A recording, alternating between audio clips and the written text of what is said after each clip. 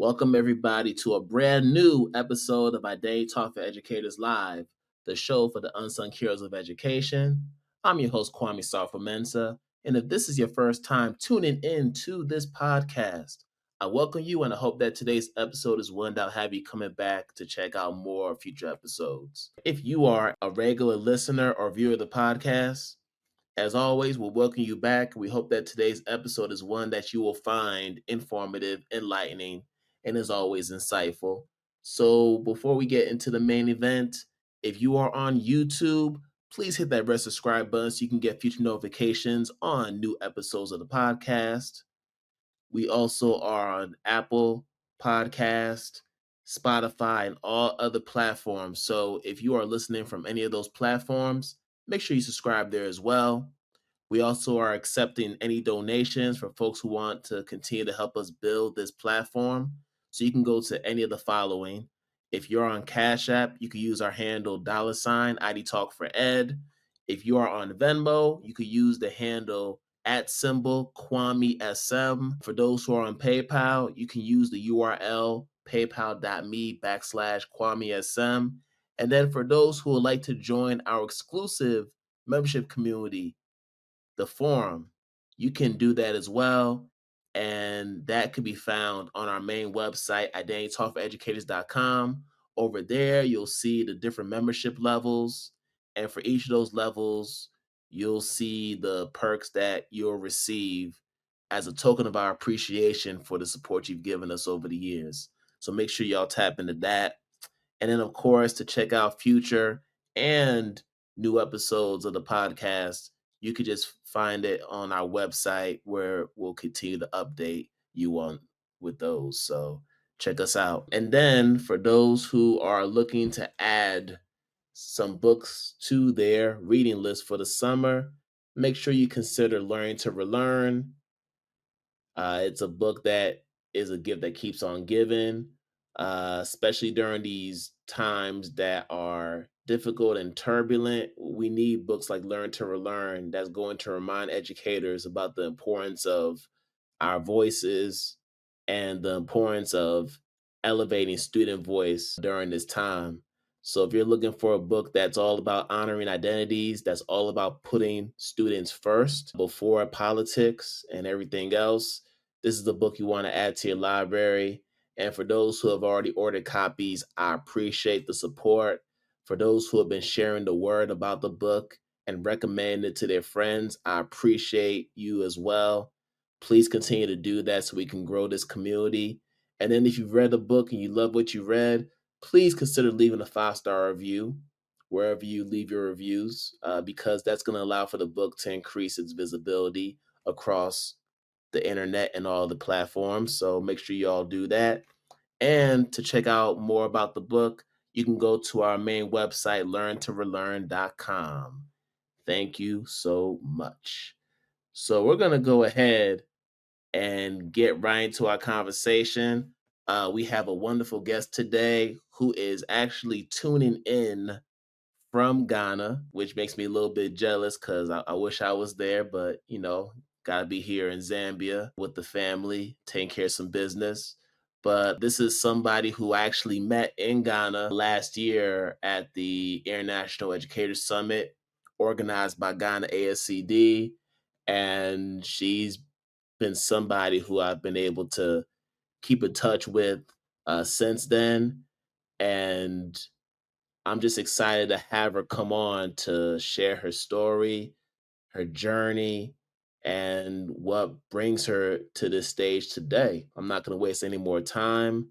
I'd love to bring on Dr. Tanji Reed Marshall to the podcast to talk with us about her journey, her life, her work, and everything else in between. So let's bring on Dr. Tanji. Hello. Hello. How are you? I am great. How you feeling? I'm feeling good. Feeling good. Like you Yes, said, I'm yes. here in Ghana for the IES Summit Year 2. That's Year where we met two. last year. I know, right? Year goes by so fast. Yeah. Just excited to be here and chat with you for a little bit. Yeah, for sure, for sure. But the year's been treating you well? It's been treating me well, despite all of the things happening on the US side. There's a lot Oh, of really destructive things happening on the US side in hmm. education and in our larger world. A lot of folks are going to suffer for it. But the saddest part about it is so many people went into a voting booth and said, yeah, yeah. They said yes to this. They said yes to what's going on because at the core of who many of those people are, they think that they're hurting other people. Hmm. And when you think you're hurting other people, you inevitably hurt yourself. And so a lot of people have hurt themselves thinking that they're, going to take something from all those black and brown people. So, yeah, that's the tough part. That's been the tough part. Yeah, it's been a Mhm. very sobering reality, to say the least. 100%. But we'll get more into that down the road in this conversation. But I want to start from the beginning because that's what we like to do on this podcast.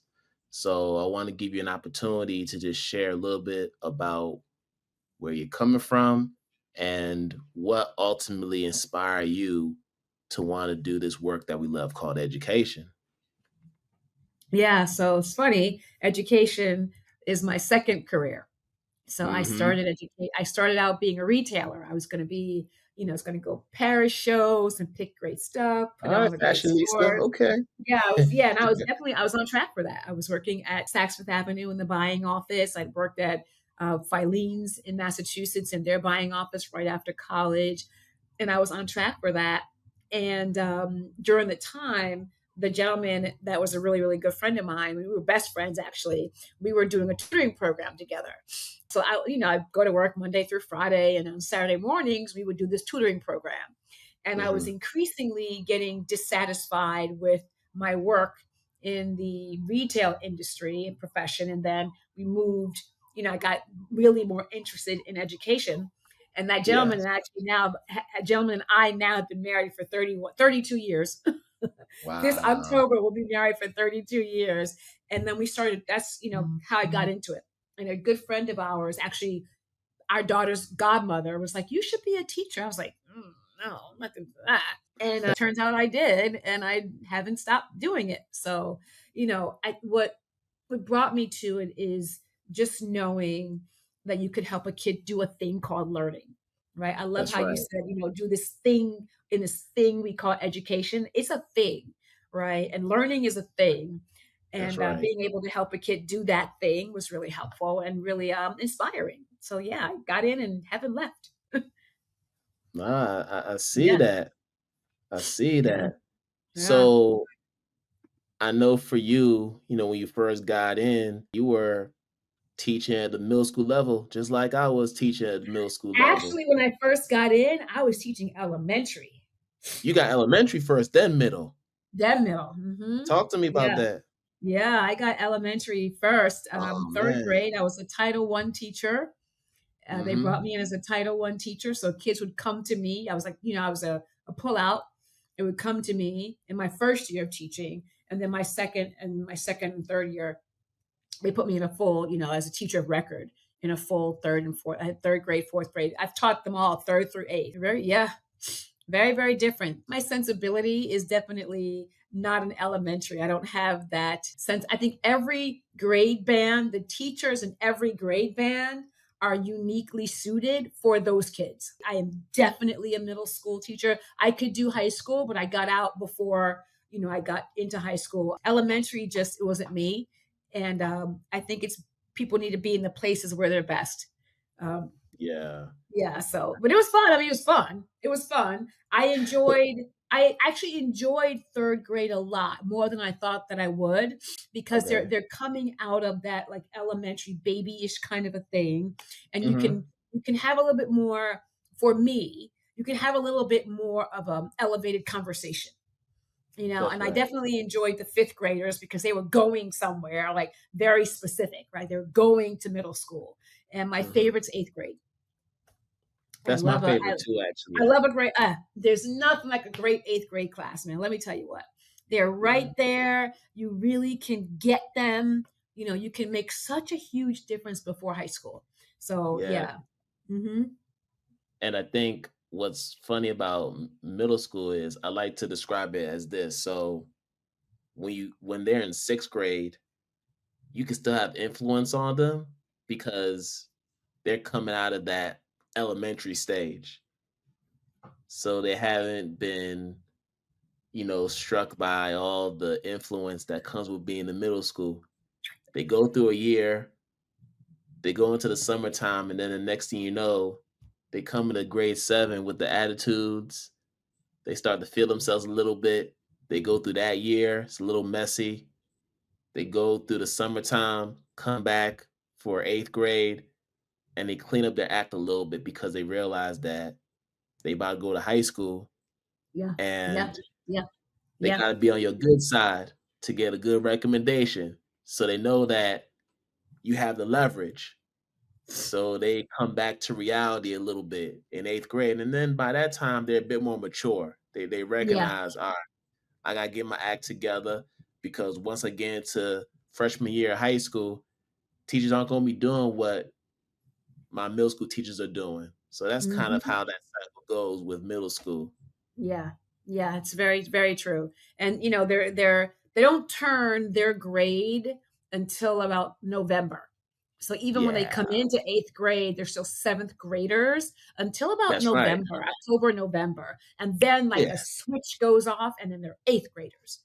But yeah, I agree. The 8th grade is really important, and Hmm. it's time to really, really help them understand themselves as a learner in a very important way and to show them how much of their own power they've got. So Yeah, yeah, I really enjoy 8th grade. I was no, probably for sure. tougher. Well, I'm not saying probably. I know I was tougher than most of my colleagues in 8th grade. Yeah. My students did a lot more. My students did substantially more work than Mm. their 8th grade peers. Substantially more. More reading, more writing. They did just more work. So when my students got to high school, they were bored their first year because so much of the work had been done already. Oh, I Even mean, even when they went to great. the IB program, even in Oh, IB, they wow. were they were bored. They were bored because they had done so much writing, they had done so much reading. I taught honors class. They had an honors designation and they taught a grade level designation. And my honors classes, oh my God, they'd read two complementary novels at the same time, like at the same time. And their assessments, What? oh yeah, oh no, we were not playing out here. Oh, We you were weren't playing with them. we were not playing. And every time they would complain, I would go to the blackboard and I would just write on the board honors. I was like, y'all are in the honors class. So what are you talking about? Oh yeah.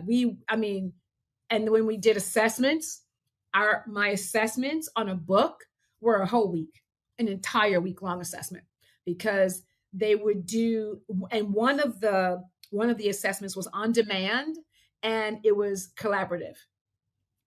Okay. So on Monday, I would like the whole thing would be set up, right? Well, I would send a letter home to parents a week ahead and say, hey, we've come to the end of this unit. We're going to have an assessment. It's going to be this length of time. Please make sure your child is here. Like, I know that you go away, all that business, but you're going to want your child to be here Okay. because on Monday, they would get their collaborative assignment, right? They would get, and what they would do is they were in book groups anyway. So they All would right. send a representative up to me, basically, and they'd pick something out of a hat. And they would, yeah. Yeah. So they had no idea what their collaborative assessment was actually going to be. So they would pick it and they would go back to their seats and they would open it up together. And they would have a certain amount of time to like talk amongst themselves to kind of like, all right, what is she asking of us? Do that. They would spend and then they would do that for a little bit. And then I would give them also on the same day their essay topics.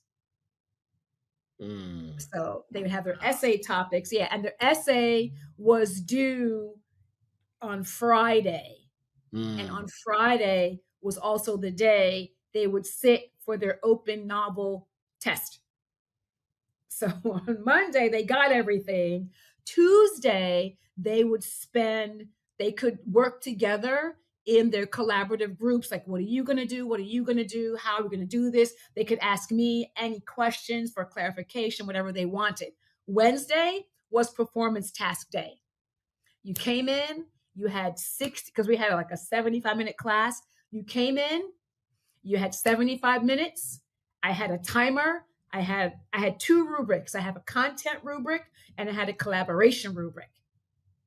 And the Mhm. collaboration rubric was 30% of your grade.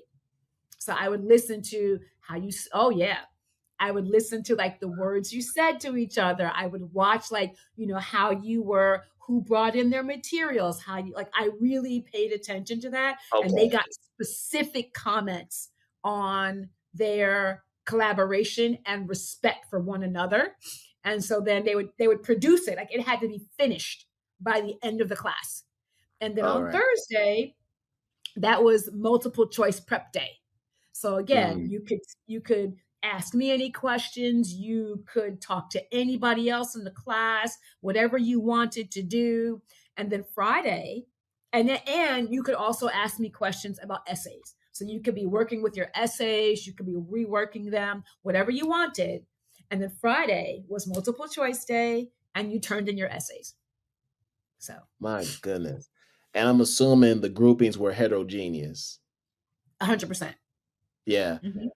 So when you're assessing each of the groups during the collaborative assessment stage, how do you delineate who did what? Because you say you paid attention to those learners. So how are you able to ensure that, okay, this student got the right marks that they're supposed to get versus the other student? Like, Oh, what no, was that no. criteria, right? The group got a score. It was a Okay, I whole know the group. group got a score, but Yeah. there was no like individual. Oh, I would give them comments. I would say, so and so said Okay, this to so and so. got you. So and so made this remark to so and so. And I'll tell you a great story. I had this one girl, I always remember her name. Her name is Sarah Akaba. She was considered like the smartest kid in 8th grade, right? Got you. She was living in the I'm the smartest kid in 8th grade, right? So She was feeling there, herself too much. oh, let me tell you what, but she didn't know who I was. So we had to help her understand who I was. Mhm. Their first collaborative assessment, Yeah, they did great on the project part, on the deliverable. They got a 50 on the collaboration. And got I you. would because she told one kid, "Shut up. You're da da da da." I said, and I wrote that down. And what would happen is, and here's the kicker. What would happen is, when they got back their total score, they would get a group collaboration rubric, and they would have to sit down and discuss it with each other. And the first time she saw it, and she saw her own words, and that her words were the reason why her group got a C on the project as opposed to an A, she decided to straighten up and fly right and be more respectful. Wow. That's interesting because usually when people do group work, Mm-hmm. they have like I've seen some teachers do like the group grade and then there's like individual grades just as a way to try to make it equitable because it's like in a situation like what you just said, but it was the girl who said shut up to the other group mates and they might interpret it as I'm just playing devil's advocate. I have no issue with how you did it. I know some people would interpret it as, "Why am I getting penalized for something that my group mate did?" I didn't say shut Because up. you're in a group. Because you're in a group. Mhm. Because you're in a group. And it's not, and here's the thing, it's not group Yeah. work, it's collaboration. All See, it's right. it's collaboration, Let's so right? here's the So thing. collaboration It's is, yeah. you can't get this done without each other. And if you are Mm. you're creating a hostile environment, right? Group work is you bring yours, you bring yours, you bring mine, and we'll just, you know Right. what I mean? No, this is this is collaboration. So like during the live assessment, I was walking around watching them work together. And for the kids who weren't pulling their weight, they got comments too. It's like it was like everybody was getting these real, they got very specific comments and feedback on how they were advancing the work of the group. Yeah, it was Mm, it was interesting. I It love was that. interesting. Uh, Hmm. I love that. And I love how you explain that because I think what happens oftentimes is we conflate this idea of group work with what you talked about collaboration. See, like anybody could be thrown into a group, Right. but when we talk about collaboration, now there has to be an interdependency that has to take 100%. place within that 100%. group. And that's 100%. the part that I hear you stressing in the examples that you're sharing are interesting. I love that. Oh yeah. Oh yeah. And I'll Yeah. tell you what, after that one encounter, she was always so mindful of how she spoke to other people. Mm, Always. Always mm. mindful. I Always very love that. mindful. I'm like, yeah, bet you would be. I bet you would Yeah, be. Yeah. Hmm. I love that. So Because now, we constantly think that the person who does the most work, like we champion that person, right? okay. And whereas we champion them for their work but not their disposition. And Mm, disposition in collaboration really matters. Like your disposition matters. It right, right, matters. right, right, It right. matters. That does matter. Are you ready to take your commitment to identity affirming education to the next level? Then join the forum, the new and exclusive membership space for the Identity Talk community. With membership tiers starting at $3 a month, you'll get early access to podcast episodes, bonus content, our Quam's Quotes monthly newsletter, and monthly live Q&A sessions. You'll also unlock discounts on workshops and products, engage in community discussions, access exclusive community and networking opportunities, and even business ad roles during episodes if you're a sponsor level member. Whether you're an ally, advocate, co conspirator, accomplice, or a sponsor, there's a place for you in the forum. So head over to identitytalk4educators.com /pricing plans /list and join the movement today. For sure. So now we see a glimpse of how you were in the classroom as a teacher. Now, I'm curious, even more curious to know what you were like as a student. So just thinking back to when you were in K to 12, what kind of student were you? And because this is identity talk, I wonder if there were any challenges that you had as far as being able to show up as your full self in that space, if Yeah, any. it's funny. I'm significantly older than you, so back when we were I mean, when I can't tell, but go I ahead. know people can't tell, but I totally am. Um, that wasn't a conversation, right? Like so, like giving thought to my identity and how I quote unquote showed up. I was in That's right. school at the time where like you showed up, like you did what they told you to do, right? Like, you know what I mean? Like that's how I showed up. I showed up as a kid who like I cared about my work. I wasn't gonna get in trouble because getting in trouble at school was worse when I got home. So like it wasn't that juice wasn't worth the squeeze, right? So my identity as a learner was never a conversation. It wasn't part of a conscious conversation. And that's funny because because I asked my mom, I was like, so what kind of kid was I? You know what I mean? And Mhm. she said, you always cared about your work. So I cared about my work. I noticed the classes I was in. I will say that, when I went to high school, particularly in high school, middle school, I think the other reason why I like middle school is because most people don't like middle school because it's so hard. My middle school was really tough. I had to switch schools from where I lived because my dad had passed away. So we went to a new school, and it was in a neighborhood where all of the kids knew each other, and they were not accepting of new people. And I was a new person. I remember being bullied in middle school, like being terribly bullied by girls in middle school. I was pretty quiet, And one day I didn't dress for gym for some reason. I don't remember what it was. And I was sitting, you pull the bleachers out and you sit on the Mhm. bleachers. So I was sitting on That's the right. bleacher. I was just sitting on the bleachers. I was literally just sitting there. And this girl walks by and she throws money at my feet.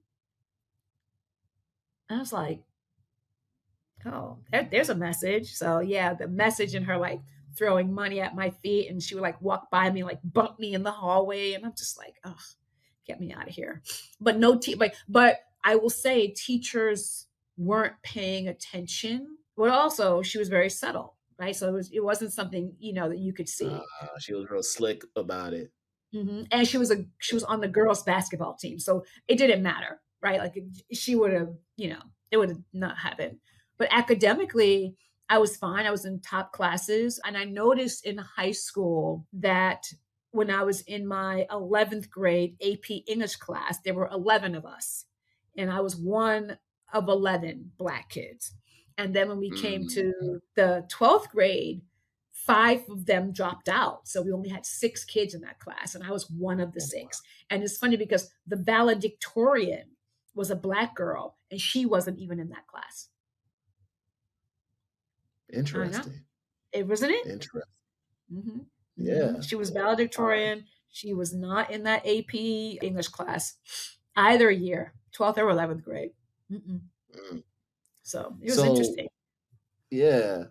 So now I'm starting to make the connections between your disposition as a student compared to how you were disposition wise as a teacher. And I can see the parallels already.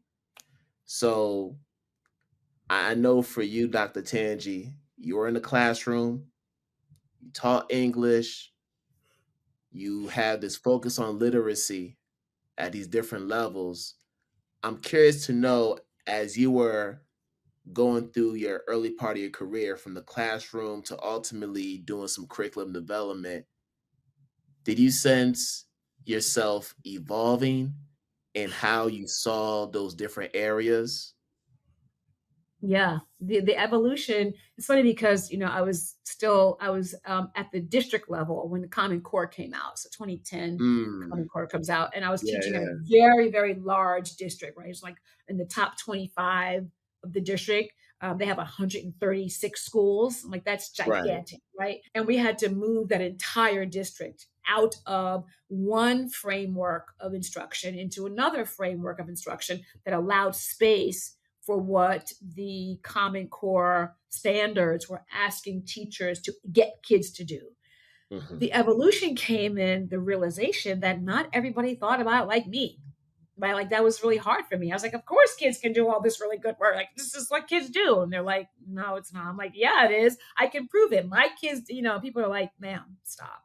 No one does that. I'm like, I did it, and having to remember that there's a real deficit thinking that goes on when people step into the classroom. There's a very real ideology about adults and kids that is Yes. pervasive, right? Mhm. And I believe it transcends race, gender, economics, ethnicity, all of it. It is the adult and it is the kid. And then you layer in all the other isms and ultras and all the other things. But at the core of it, I really do believe that adults see kids in a very, very deficit way that impacts how they approach their instruction. And that's what I began to realize when I was working with educators, because they always talked about kids using demonstrative adjectives, these kids, those kids. Language like that really is othering, and it puts a barrier between the adults and the children that Right. And what are the impacts. implications of that language, right? Oh yeah. Oh yeah. Mhm. Oh yeah. I want these shoes, not those shoes. Yeah. I mean, if you just like break it down, talking about shoes, right? Oh, I want those. There's a thing about those that's Mhm. not apparent with these, right? So any That's way right. you use it, there's a separator between the two, right? That's It's right. the use of it is authentically. It's just separating and it's categorizing without naming the category, right? So you don't put the name on the category, but you're saying something about whatever falls into the these or the those. Nah, I hear you on that. So you're experiencing all these things, and I'm assuming as you're seeing this happening at the district level, is it around the time when you decided, okay, I need to dig into this a lot more. So I need to go back to school and I need to go ahead and do this doctorate to really dig deep into what the issue is and the source. Yeah, it's funny because I remember exactly when this is a true story. Yeah. So many, many, many, many years ago, maybe maybe even 20 years ago, I wrote four things down on a list and I put them Okay. in my Bible. I wrote down I wanted to be an author, I wanted to be a professor, I wanted to run my own business, and I wanted to be a consultant. Four for four. No, get a doctorate, be an educator, be an author. I mean, be a consultant, be an author, run my own business. All four. I hadn't thought about it. Like I just wrote them down. I wrote them down and stuck them in my Bible and just kept on going. I looked Hmm. at that list a few years back, and all four have been done. Check, check, check, check. Yeah, and I wasn't checking it. I wasn't going through life checking them. But the idea of getting my PhD was because we had moved from North Carolina to Virginia, and I knew that I didn't want to go back into a district, right? Like I didn't want to go back into that kind of environment for a while. And I've been thinking a lot about the notion of power, um, because I've been asking students about it, right? Asking kids, like, what do you think about this? Like, do you think about this? Do you think about that? And I wanted to kind of understand the underpinnings of it, right? Like, what do we mean when we say this thing about power? What is it? And then a few years after that, I layered in the instructional part because Hmm. I know for a fact that number one, teachers make thousands of decisions every single day, as do Yes. leaders. But teachers, when it was clocked specifically, it was 1,500. I mean, like, I want you to like think about in a 6 hour period of time, teachers make 1,500 decisions a day. I believe that. And I think it's more, right? So now it's more. But I wanted to understand what was happening and what kind of environments are created when an educator is using this power to instruct, right? Because that's what it is. It's the power to instruct. So it's instructional power using the adjective form and understanding where it comes from. And what I learned is, and you know this, like we are all who we are comes with us everywhere we go, right? Even Hmm. if you don't know who you are, you're still coming with you everywhere you go. Therefore, when I make a decision about who speaks in my classroom and who doesn't speak in my classroom, in who do I allow certain latitudes and who I don't allow, that's a power decision, right? How do I establish relationships with some versus others? Like all of those come into play, and they really do determine whether young people are afforded an excellent education or if there's a constraint.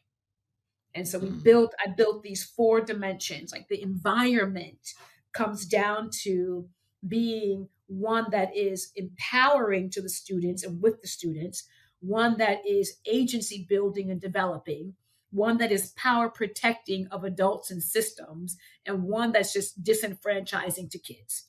So you can fall in and around any of those four. And then I layered in the idea of autonomy, because I think I don't think I know. Curricular autonomy is a real thing too. Oh yeah. Ooh, man. Let's talk about autonomy for a second. Yeah. Can we talk about autonomy? Especially given what's happening around us now. I believe some people would argue that with even before this wave of legislation that where you're seeing book bans, where you're seeing censoring of particular subjects that you can teach and things like that. Depending on what school you went to, you're either afforded autonomy to just teach how you needed to teach, or you may have been within a system where you were micromanaged and you had to follow a particular script. So I know for me, I started off in the charter schools where we didn't have any scope of sequence. I had to create that over the course of the summer vacation and then come back with that for my subject because I was math. And we didn't have textbooks neither. So you really had to do a lot of supplementing. But I had the autonomy to make those decisions as a teacher because of the lack of resources. But then I came into a public school district where they have a scope of sequence, they have pacing guides. They expect you to follow the pacing guides to a T. If you deviate from it, you're viewed as a rebel as opposed to an educator that's being innovative and making good instructional decisions for your class. So I feel like there is a conflict when it comes to that. Yeah. And you just hope that you have a principal or a school leader that takes the time to understand and trusts you as a professional that you're going to make those right decisions for the students. Yeah. And here's the thing. Yeah. And I say it in my book, just because you have, and I call it, it's called unfettered autonomy, right? You go out Okay. there and do what you want. That's not always a good thing because remember, I am shaped by my underlying ideology and my belief systems. That's right. So, and it's not the beliefs I state that matter. It's the ones that I live by that are the most, that shape everything. So if I'm a teacher and I have unfettered autonomy, but I am grounded in deficit ideologies, what do you think is going to happen? Mm. Yeah. Yep. And a lot of teachers balk at having curriculum guides and pacing calendars and pacing guides, and I know it because I was part of the teams. I was on teams who built them. We built them as guides. They have a place because They do. here's the thing, it's inherently inequitable. Like a pacing calendar can be a form of equitable instruction because it is the baseline, it is your tier one that ensures every kid's going to get it, right? Like you want to make sure that at the end of the day, every child, let's just say that colors are like you want to name colors. Well, if you, Kwame, don't believe that orange is a color, you might take it out if you've got unfettered autonomy because like orange isn't your thing if you don't think orange matters. But having a baseline is really important because it can level things out. It can equalize some things. It can make things equitable. And here's the thing, we do not balk at standards and requirements in any other profession except education. Yeah. Come to think of it, you got a point there. We don't just, right? We don't balk No, about we standards, don't talk about right? that. No, we want doctors held to a baseline standard, right? That's why you got MCATs. We want our lawyers to be professional. That's why you got LSAT. Like their education is the only place, the only profession where when you put a demand or you put a structure in place, the the person delivering it begins to push back as if they're not being honored. Because but there are some things I don't want a teacher to be honored for. There are. I don't want that. So I Okay. think that it's a matter of balance, right? It's a matter of balance. It's a matter of understanding the why. Because, like I said, and here's a perfect example. I taught an honors English class across the hall from a colleague who also taught an honors English class. Uh-huh. Well, my eighth grade honors kids read the Wall Street Journal. They read Mhm. The Economist. They read the New York Times, and they Wow. read and they read their local paper. And they Now were mine, reading, the okay, okay, Lexile levels are probably like off the okay, roof with off the those. roof, right? Yeah. And that they were reading, 1984 and Animal Farm concurrently, analyzing both at the same time. reading Scarlet Letter and Romeo and Juliet at the same time, talking about relational dynamics. Reading it was Taming of the Shrew and Scarlet Letter at the same time Wow. So in your eighth tech grade. set game was like that. That's how you're doing your tech sets. And this was in the 2000s Wow. before they had tech set names. But But my you were ahead of colleague the time. You were ahead of your time though, doctor. but my colleague across the hall, they were reading their local paper and Sports Illustrated. Mm, I see. So you see what I'm Okay, saying? So I so got so when you have unfettered autonomy, you create inequitable learning structures. I got a question, doc. You all teaching the same subject, Mm-hmm. Same subject, same grade? same grade, across the hall. So my question is, did you all ever have common planning time? Did you all come Oh yeah, together and plan lessons oh, and 100%. did all the curriculum mapping and all Uh, that? a hundred And percent. then how do we get these two different outcomes from this example? Because when I told them what I was reading with my students, they told me that the kids couldn't do it, and I said, "Well, watch and see." So So more like deficit thinking. oh yeah, Got 100%. And got and you. and and in order for my students to engage deeply in the kind of reading and writing necessary, that creates a knowledge preparation onus responsibility on me that most teachers sometimes don't want to do. Like we read Harrison Bergeron, we read Poor Not Broke, Poor Just Broke by Dick Gregory. We read Poor, we read Not Poor, Just Broke, and we read Raising the Sun together. They did a Mhm. whole unit on identity using it was a whole Disney situation that we did. I'll get it. You know how things it'll come to me. But yeah, we did Yeah. all that. We did all that. We did a lot of work. Those kids did a lot of work. Mm. So Mhm.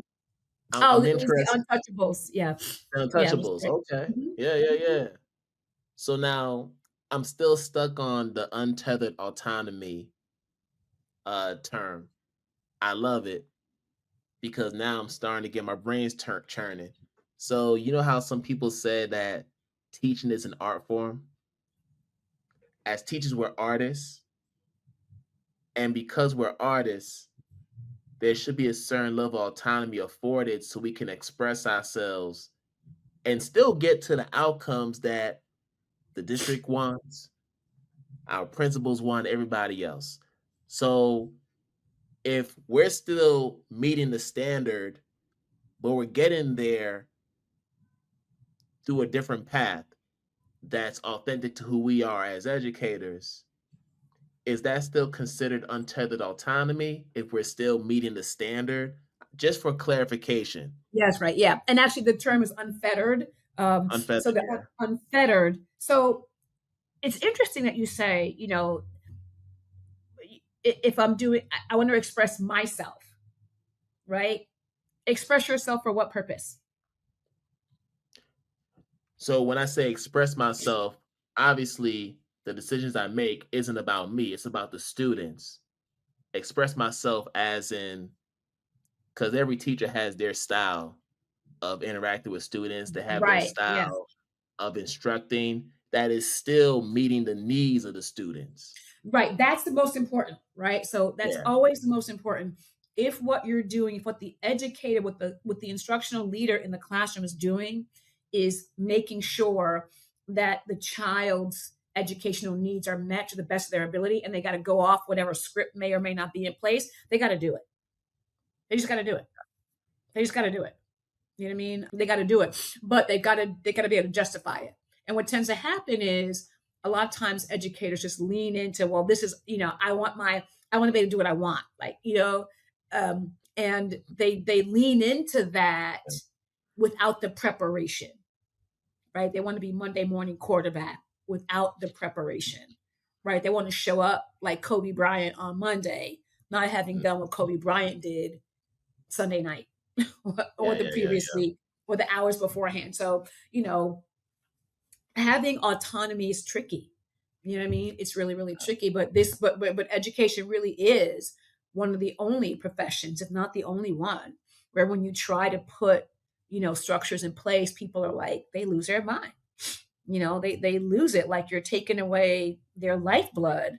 um I live in both because I've been in all of those environments, right, where I could do what I want to do, where I was scripted a lot, and then in the place in between. The balance in between is the best. Hi friends, it's me, Thaddeus from Thaddeus Nature Notebook. Are you loving our journey into the wild and learning all about awesome animals? Then don't forget to subscribe. You can find Thaddeus Nature Notebook on YouTube, Apple Podcasts, and Spotify. Just hit that subscribe button and never miss a new episode. And if you're on YouTube, give us a thumbs up and leave a comment about your favorite animal. Thanks for listening and exploring nature with me.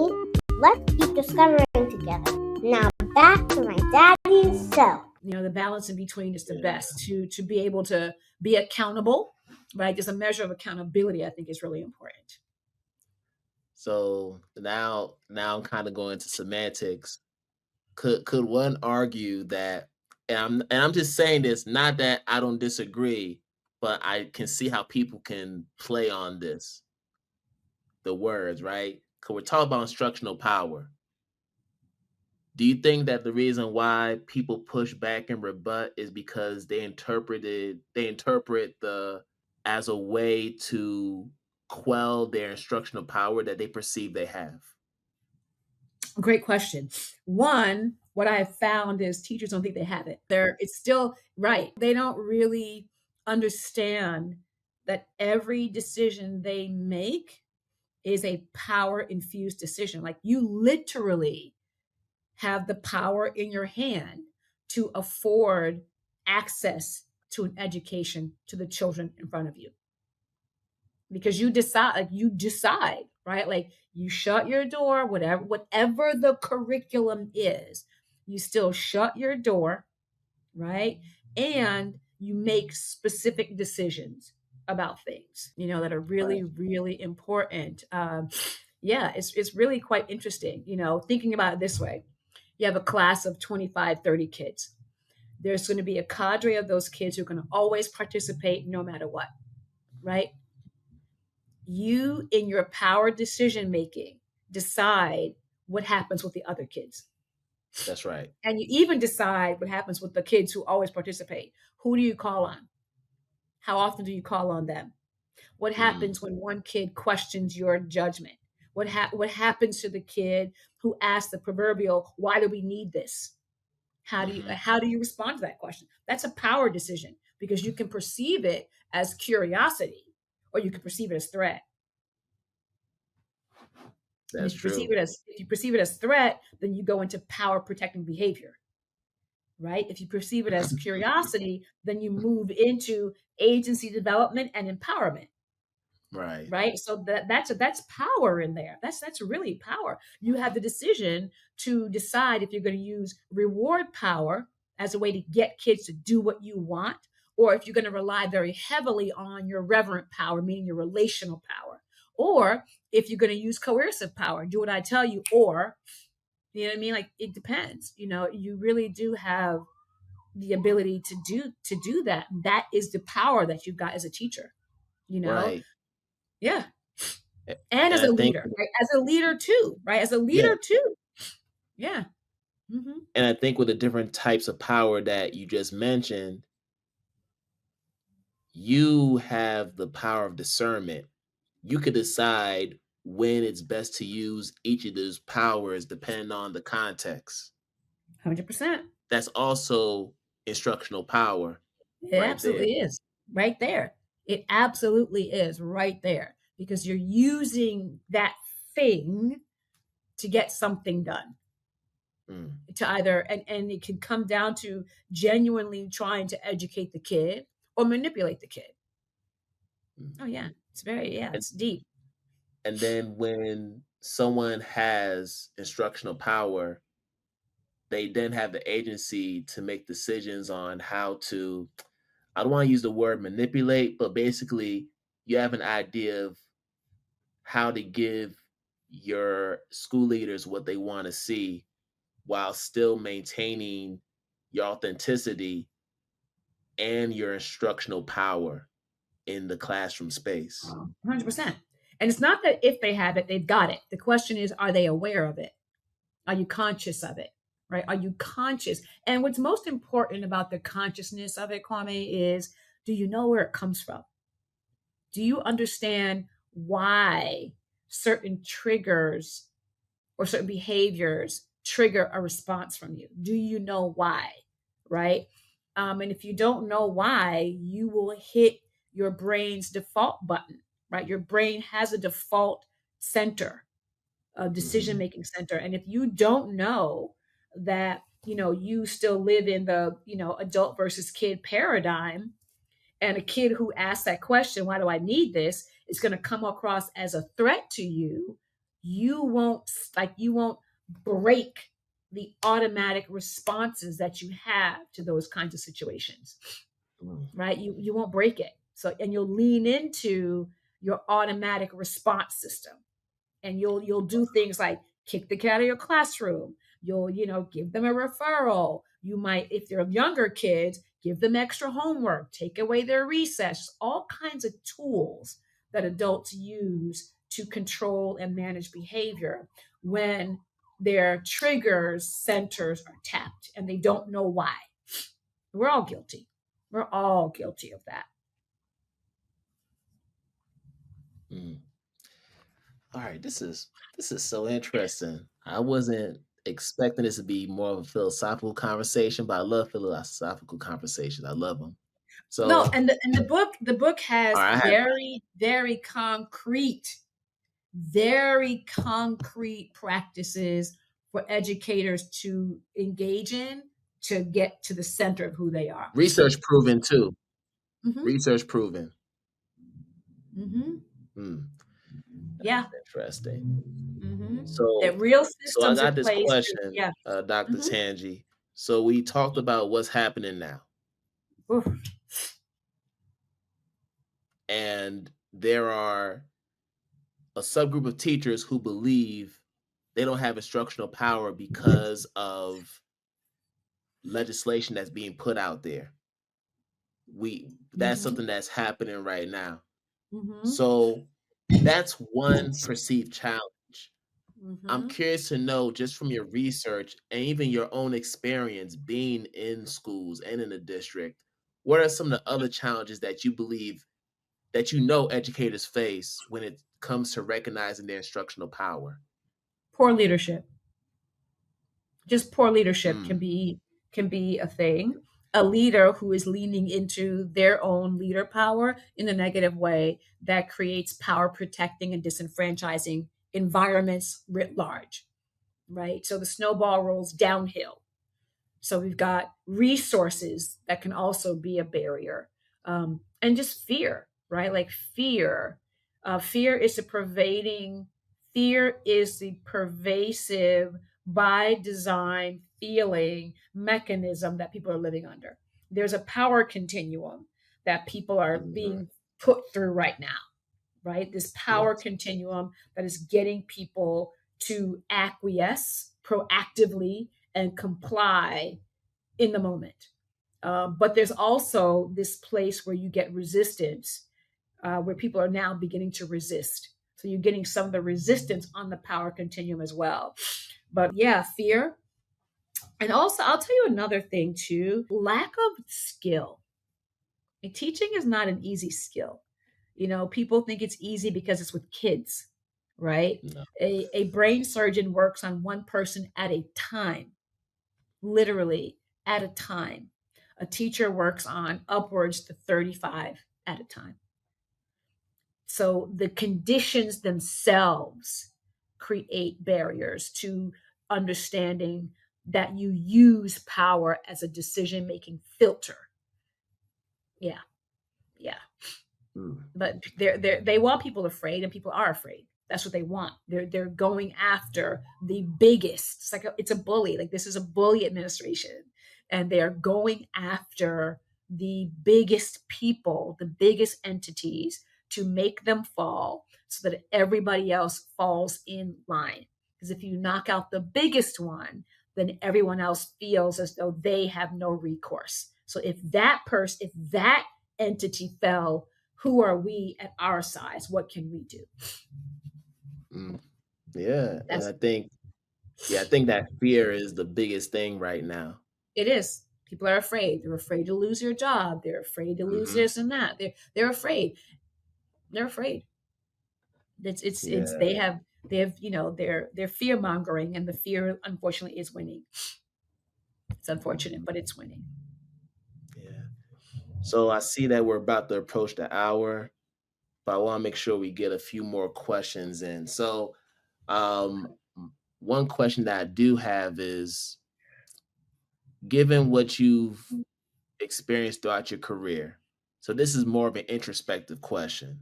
Mm-hmm. When you look back at everything you've been able to accomplish, everything you've been able to endure, and what you're still doing right now, are you at a place where you're at peace with who you are? And are there still parts of you that you're still trying to explore about yourself? Oh yeah. I mean, I'm like, you miss that one, you miss this one. I'm always that person with a mirror, right? The mirror in front of my Yeah. face, and wanting to know, am I at peace? Like I feel good. Like today I feel really good about, I was on a 10-hour flight. I slept most of the way. So I feel good. Yeah. Am I at peace? I think, mostly, I'm really sad about what's happening. And I will say it's making me very, very sad. Like what's happening in the United States is making me Yeah. very sad. One, because it was avoidable, but we took democracy for granted. We went too far in certain areas, right? There's some things we just went too far on that created a backlash.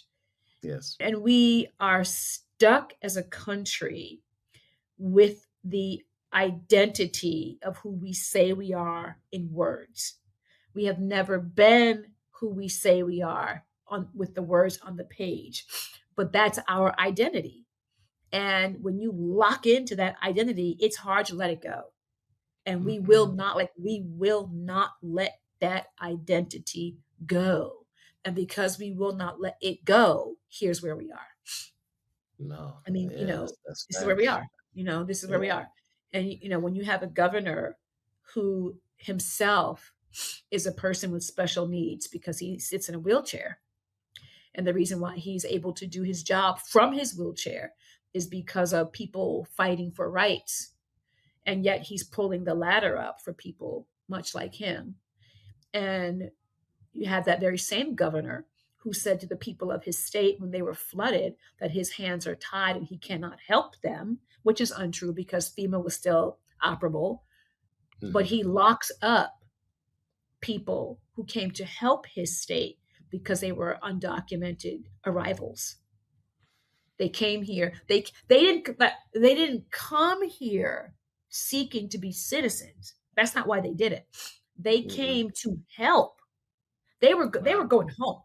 They just came to help. Their intention was not to be here. Their intention was to help. But you, because you're locked into this, you lock them up. I will say, Malcolm X talked about this when President Kennedy was assassinated. He made the statement that chickens are coming home to roost, and he got a lot of flack for it. Our chickens are coming home to roost. They're going to come bigger. We have a lot to atone for, and we don't. Yeah, and that's the unfortunate part. Whew. Now, my last question is, how do you continue to stay true to the teacher in you? Yeah, staying curious, curiosity, finding other people to talk to, meeting new people, trying to be a good partner, looking for opportunity. I know that our systems need lots of help. And so just being willing to help, learn, and grow. That's all I There it do. is, y'all. There it is. So, Dr. Tanji, I love the conversation we had. I've been wanting to do this for a minute. I'm so glad we're able to finally make this happen. Thank you for taking some time out of what's been a busy day for you, a long It's been a one, to crazy just chat day. with me for a little bit. But I do want to give you an opportunity to talk about your company, Mhm, Liaison Educational Partners, and mhm, also hold up your book again, Understanding Your Instructional Power. Please make sure you all get a copy of it. So please, Dr. Tanji, let people know how they can connect with you on social media. Talk about Liaison Educational Partners, 'cause I know you provide services to different schools and mhm. districts. Yeah. And where So can they get the book? Let them Yeah. know. So first up, Liaison Educational Partners. We sit at the intersection of curriculum, instruction, and culture. We believe every student deserves an excellent education. We know that the breakdown in any one of those three is the breakdown in all three of them. So we That's right. understand that culture is a driver, instruction is a vehicle, and curriculum helps you get to all of them, right? We believe that. We know that educators at every level need to have the mindset, the skill set, tools, and resources to ensure kids get an excellent education. And that's what we focus on. How can you reach us? Social media, you can reach us at Liaison Educational Partners on LinkedIn. I'm actually on, what am I on? I'm on LinkedIn. I'm also on IG. And every Thursday at noon, I invite you all to join me for Let's Talk Power Live on YouTube. As Kwame is asking you to subscribe to his channel, I will invite you to join us every Thursday. It's a live show, about 30 to 35 minutes. We talk about power in education from a lot of different angles. This past month, we've been discussing the Educator Summer Slide because we know that students have a summer slide, but educators have their own summer slide. So we've been Mm, breaking that. Yeah, we've I been love that. breaking down that summer slide for educators, coming up, giving them some tools and some ways to use this time to reflect with power. So when you go back, you are refreshed and you're ready to go. And you don't waste kids' time in the first 3 weeks just going over social emotional stuff because SEL doesn't happen in 3 weeks and then you're done. So we want educators to use this time to refresh and reflect through the lens of power, asking some critical questions, thinking about the way you planned last year, and then being ready for the coming year. Get the book, subscribe to our channel. Oh, and we're dropping our first on-demand 7-module self-guided course. It's called Instructional Power. It's based upon the book Instructional Power 101. You walk away from that with tools, with resources and ideas to ensure that you know what your instructional power is and how to use it. 7 modules, no pressure on time. And at the end, you get a certificate that you can use for professional development. I mean, come on, It's great. y'all. Fully asynchronous course. You could take as Asynchronous much completely. time as you need. What Perfect for y'all waiting summer. for? Come on now. Perfect for What y'all summer. waiting for? Let's Yeah. go. It's Come on. yep, IP 101. Yeah. And one of the things that we do, I just so you I don't know if I tell you this, when a school district purchases a set of books of 30 to 35 books, I Yeah. do a 1 hour free author chat. So Ooh. All right. I love that. Come mhm. on. It doesn't get better than this. So Doesn't get better than that. we need for schools, we need for you all listening and watching to take advantage of this deal. So thank you, Dr. Tanji, once again. We definitely need to find some time to talk again. Yes, sir. For But sure. this was great. And on behalf of Dr. Tanji, I want to thank everybody who's listening and watching for coming on for another episode of Identity Talk for Educators Live. And as always, I wish you all good morning, good afternoon, good night, wherever you are in the world. And we're Yeah. going to do this again another time.